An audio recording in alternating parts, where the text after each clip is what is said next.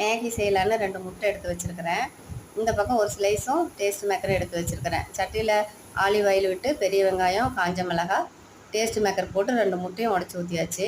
Fry பண்ண மாதிரி வேணும்னா அப்படியே கலக்கி விட்டுக்கலாம்.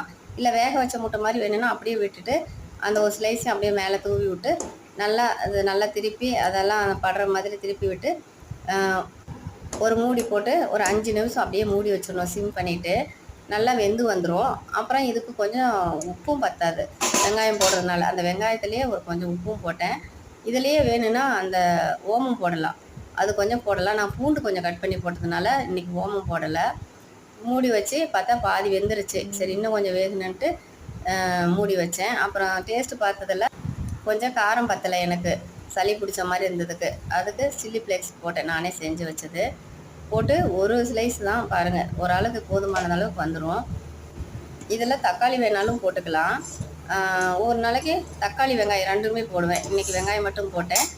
ஒரு அவசரமாக செய்யணுன்னா ஒரு நாளைக்கு வெறும் ஸ்லைஸ் மட்டும் போட்டு பூண்டு வரமிளகாய் மட்டும் போட்டு தாளித்து செய்வேன். இது நல்லாவே வந்துருச்சு, நல்லா பளபளன்னே வந்துருச்சு.